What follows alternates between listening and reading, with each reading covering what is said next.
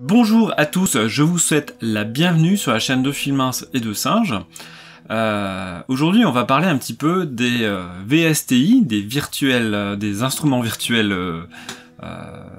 commerciaux, Arturia, Native Instruments, UVI, etc. Et on va se demander ce qu'il en est sous Linux de tous ces instruments virtuels là. Alors, c'est vrai que le Linux, c'est un choix qui est particulier, parce que Linux, c'est une alternative à Windows, mais qui est bien moins répandue, ne serait-ce que parce qu'il n'y a pas d'accords commerciaux entre les grands fabricants, et alors je sais pas ce qu'il en est exactement, mais en tout cas, quand vous achetez un ordinateur, vous n'avez que très rarement Linux installé par défaut. Alors ça arrive, hein, je connais quelques revendeurs où vous pouvez, alors c'est des revendeurs de reconditionnés souvent, où vous allez pouvoir avoir un ordinateur déjà avec une version de Linux déjà préinstallée. Je trouve que l'initiative est bonne, mais bon, toujours est-il que c'est pas un système d'exploitation qui est très répandu. Et dans certains domaines, notamment la musique, ça peut poser certains problèmes.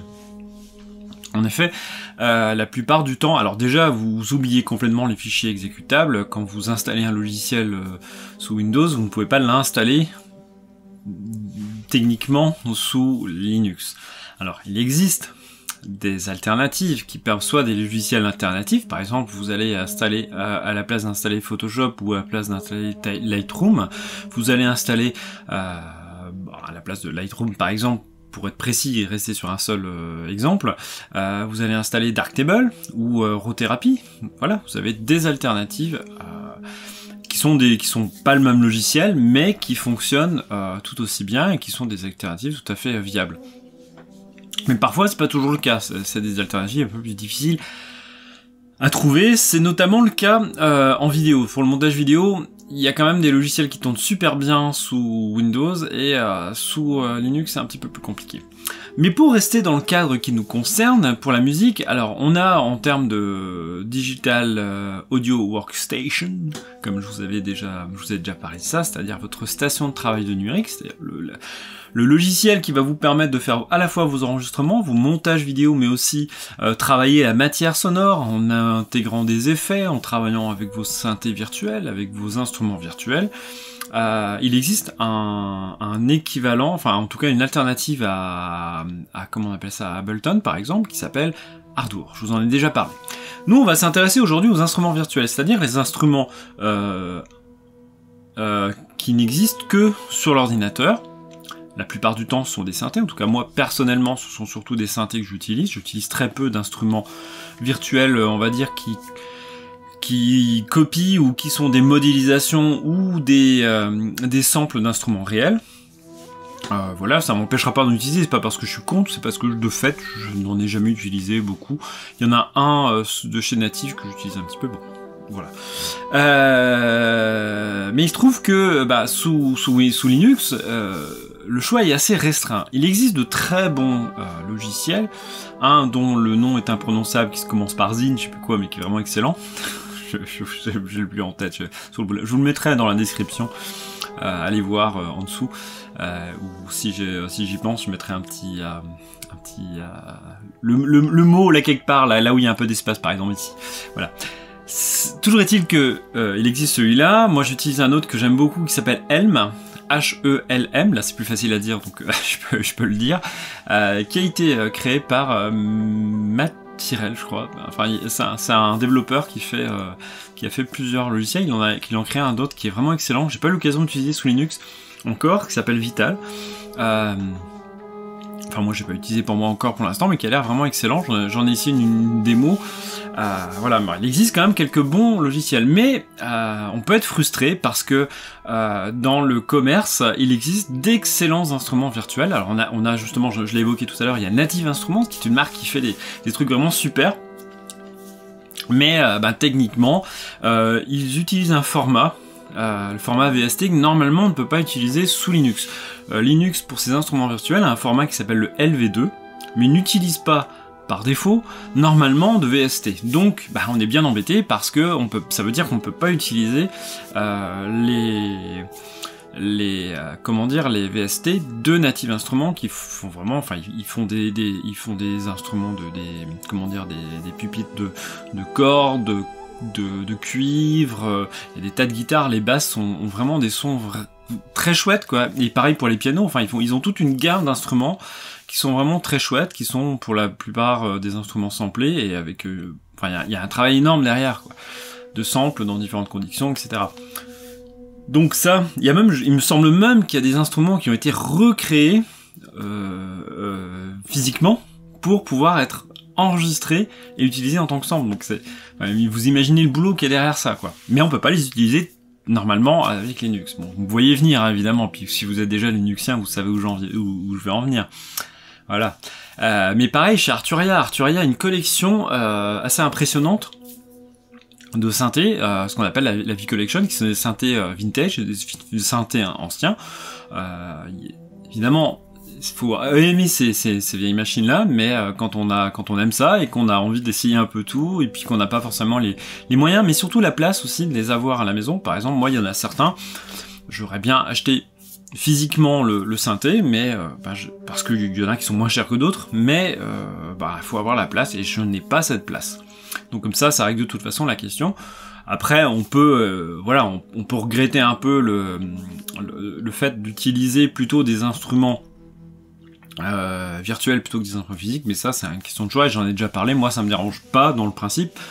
Voilà, et tant qu'on n'est pas borné à vouloir faire que l'un ou que l'autre, si on est borné parce qu'on considère que y a que les instruments physiques qui valent quelque chose, je peux pas grand chose, c'est dommage de rester là-dessus. Arturia, il y a UVI aussi, je vais parler surtout de ceux que j'ai essayé, hein. UVI qui fait aussi des instruments virtuels sympathiques. Bon, après je connais moins, mais je sais qu'ils en font quelques-uns assez sympas. Il y avait une autre boîte aussi dont j'ai oublié le nom, mais je crois que c'est UVI aussi qui a fait, qui fait des tas de choses. Bon, bref, vous avez toute une brochette d'instruments virtuels qu'on peut utiliser. Mais voilà, on peut techniquement, normalement, pas les utiliser sous Windows. Alors, sous Linux, pardon, mais uniquement sous Windows ou sous Mac. C'est vrai que c'est dommage. Mais là où je voulais en venir, c'est qu'il existe des alternatives. Alors, cette vidéo n'a pas pour but de vous faire un tuto pour vous expliquer comment le faire, même si je pourrais éventuellement, un de ces quatre, essayer de faire quelque chose, mais c'est pas prévu. Mais il existe des alternatives. Vous avez déjà, pour les exécutables, quelque chose qui s'appelle Wine. C'est-à-dire, c'est un, comment dire, c'est pas vraiment un émulateur, mais c'est quelque chose qu'un logiciel, je ne saurais pas vraiment définir comment, parce que je suis pas un spécialiste informatique non plus, mais en tout cas, ça vous permet d'utiliser des exécutables Windows sous Linux. Alors ça marche pas à tous les coups, parfois il faut pousser un peu dans la configuration, mais c'est possible. Cela dit, ça va pas nous aider beaucoup pour les VST dans le principe. Et c'est vrai que pendant longtemps, ça a été compliqué, voilà, le moindre logiciel à installer était quand même assez compliqué. Enfin, voilà. Alors pour les VST, ça va pas être important directement, mais ça va quand même être une aide parce que on va pouvoir les lire, ces VST, malgré tout, et les utiliser sous Linux, moyennant quelques conditions. Déjà, il va falloir déjà pouvoir, comment dire, interpréter ces VST en standalone, c'est-à-dire soit en logiciel en soi, soit donc là on n'est plus dans le VST, soit au sein d'une station de travail de numérique sur une piste sonore. Alors pour vous expliquer ce que ça peut signifier, ça veut dire que votre instrument virtuel, soit vous allez le démarrer comme un logiciel indépendant dans votre ordinateur, dans ce cas-là c'est un exe qu'on va pouvoir effectivement utiliser grâce à Wine dont je viens de vous parler, c'est cette espèce d'émulateur qui vous permet d'utiliser des exécutables, démarrer des exécutables sous Linux, des exécutables Windows j'entends, parce qu'il y a des exécutables aussi sous Linux, mais c'est encore autre chose. Donc ça, maintenant on est arrivé à une période où ça marche plutôt pas mal, et ça jusqu'à là tout va bien. Après il y a un peu de réglage parce qu'il faut bien repérer le matériel audio de votre ordinateur qui va permettre d'entendre, d'écouter et d'interpréter tout ça. Et vous avez, et c'est là que ça pose un peu plus de problème, le VST, c'est-à-dire une espèce de fichier qui va être lu mais au sein d'une station de travail audio numérique. Là, ça pose plus de problèmes parce que il y a plus d'intermédiaires. En gros, voilà, on va pas rentrer dans le détail. Et sous Linux, c'est encore moins simple parce que il faut que le logiciel lui-même soit capable de les interpréter. C'est-à-dire que c'est bien beau d'avoir Wine, mais si le logiciel n'est pas fait pour, vous allez galérer. Alors sous Linux, alors ça a été longtemps pendant très compliqué. Par exemple, je vais vous dire, sous les VST d'Arturia, ça fait à peine quelques semaines que je peux les utiliser. Ça fait peut-être un mois et demi, quelque chose comme ça. Jusqu'à présent, je ne pouvais pas les utiliser, ça plantait systématiquement. Que ça soit en standalone ou que ça soit directement en VST sur une piste audio. Sur une piste dans le logiciel, dans la station de travail audio numérique. Ce qui est bien dommage. Mais il existe une alternative, donc il va utiliser Wine, mais via un intermédiaire qui va s'appeler Carla. Carla, c'est vraiment le petit, je sais pas si on appelait ça un logiciel, mais en tout cas ça va être le petit outil miracle, un petit peu, qui va permettre de faire tout fonctionner. Carla va vous aider à faire fonctionner, par exemple, tous les VST de chez Native Instruments. Ça, c'est hyper important parce que Native Instruments a une palette énorme. Si vous investissez 1500 balles dans la totale de Native Instruments pour avoir plein d'instruments, c'est un peu dommage de ne pas pouvoir l'utiliser sous Linux. C'est faisable grâce à Carla. Carla, c'est quasiment miraculeux. Alors, je vais pas vous décrire en détail le fonctionnement parce que je vous avouerai que je connais pas des masses, donc je vais pas vous raconter des cracks. Mais en gros, il va utiliser Wine pour aller interpréter les VST. C'est là où vous n'êtes plus limité au format Linux, vous allez pouvoir utiliser désormais les formats,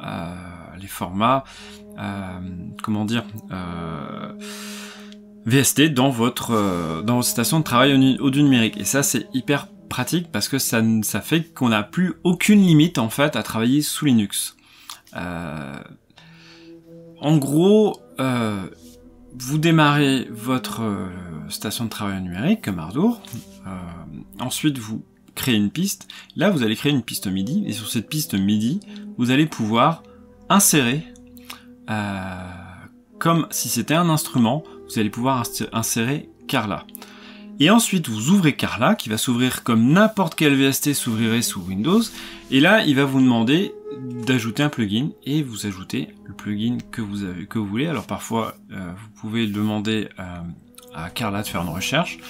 Sinon, voilà, vous ouvrez le dossier où se trouve le plugin, vous le chargez, et c'est parti. Alors c'est presque parti, parce qu'ensuite, il faut faire les connexions. Alors c'est assez rigolo, parce que vous devez faire vos connexions avant entre l'instrument MIDI in, donc l'instrument par exemple mon clavier, moi c'est mon Keylab, je lui fais, je le connecte virtuellement au VST, que je connecte lui-même ensuite aux sorties. C'est très simple, hein. En fait, c'est branché, voilà, vous branchez un clavier sur le clavier qui ne met pas de son lui-même, vous le branchez, enfin techniquement, de point de vue physique, ça donnerait un clavier que vous branchez sur un synthétiseur sans clavier, par exemple le fameux, alors je sais plus comment c'est le nom le nom chez Behringer, mais vous avez l'équivalent Behringer du MS-20 qui est sans clavier. C'est comme si vous mettiez votre clavier maître dessus et qu'ensuite vous branchiez ça sur une sortie audio. Voilà, c'est tout, sur des enceintes par exemple. Là c'est le même principe, donc c'est très simple. Il y a juste une chose qui est un peu plus pénible, c'est que avant de faire tout ça, et là je l'ai pas mentionné pour pas trop brouiller les œufs dans le même jeu de cartes, mais il faut pas oublier de démarrer Jack. Qui c'est ce Jack? Ce Jack, c'est ce petit ce petit logiciel sous Linux qui va permettre de faire toutes les connexions nécessaires. Si vous n'avez pas Jack, vous ne pouvez pas faire grand chose. Parce que c'est lui qui va justement permettre de relier tous les instruments MIDI à votre carte au son et de relier votre carte au son aux instruments MIDI, ça va dans un sens comme dans l'autre, mais aussi les logiciels.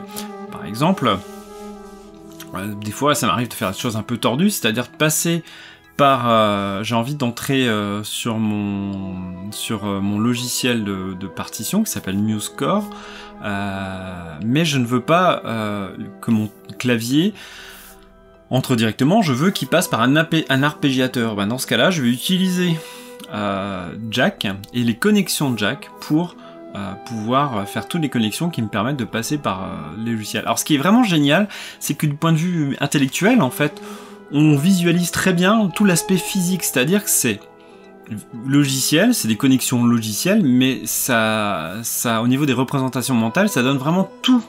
Ça donne vraiment une visualisation très physique, donc c'est vraiment génial, ce qui fait que c'est assez intuitif en fait pour comprendre ce système-là. Voilà. Donc, pour répondre à la question, eh ben en fait, voilà, on peut utiliser des VST sous Linux, ça marche très bien. Alors parfois, ça demande quelques manipulations. Par exemple, Native Instruments, ça marche sans problème. UVI aussi, j'ai pas constaté de soucis. Par contre pour Arturia ça marche que depuis quelques mois parce qu'il faut utiliser en fait une version un petit peu particulière alors c'est pas la version de développement mais c'est la version, je sais pas l'équivalent en français, mais c'est une version staging de Wine, donc c'est pas la version stable, c'est pas non plus la version de développement, c'est la version qui est entre les deux. Et là, qui permet de cocher une option spéciale qui est, je ne sais plus ce que c'est d'ailleurs, de toute façon, je vais vous mettre des liens en description, je précise, je vais mettre des liens où vous trouverez des tutos écrits qui vous permettent de bien vous expliquer tout ça, comme ça, si vous voulez faire de la musique sous Linux, vous ne serez pas embêté. J'espère que c'était à peu près clair tout ça.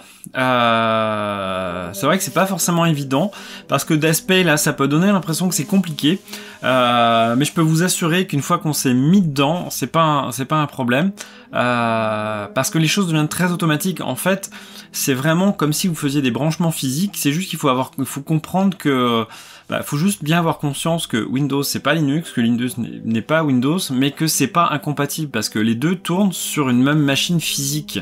Et c'est ça qu'il faut avoir en tête, quoi. Ça tourne sur la même machine physique. Et donc c'est ça qu'on peut utiliser pour faire fonctionner les deux. Donc ça, une fois qu'on l'a compris, puis une fois qu'on est dans la dynamique, c'est bon. Peut-être la seule limite, c'est pas forcément technique, surtout que maintenant Carla, par exemple, où je vous parlais, fonctionne vraiment de mieux en mieux. Mais la seule limite vraiment technique, ça peut être votre ordinateur, parce que ça va demander un tout petit peu de plus de ressources. Et encore, moi je m'en sors plutôt pas mal.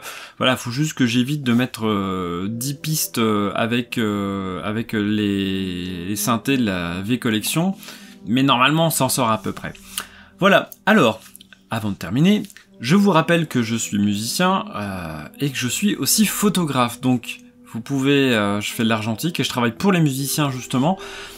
Alors, moi, je vous invite à aller voir le site stevencorves.art. Notez bien le .art. Parce que... vous allez voir, c'est quelque chose qui peut peut-être vous intéresser en tant que musicien. L'argentique, c'est un grain, une texture très particulière. Si vous êtes un amoureux ou une amoureuse des timbres et des questions de couleurs sonores, vous allez vous y retrouver avec l'argentique. Je pense que si vous habitez en Bretagne, il faut vraiment pas hésiter à m'envoyer un petit message, surtout si vous aimez mon travail. Voilà, je fais un petit peu ma pub, c'est normal, c'est aussi que il faut bien que je vive. Donc mine de rien, je ne vis que de ça, que de la musique et de la photographie. Donc faut pas que j'oublie d'en parler. Encore, je suis assez soft, j'en parle pas en début de vidéo, j'en parle pas en milieu. Je vais peut-être changer tout ça, mais pour l'instant déjà, parler de l'essentiel, c'était parler de musique. Donc je vous dis à très bientôt.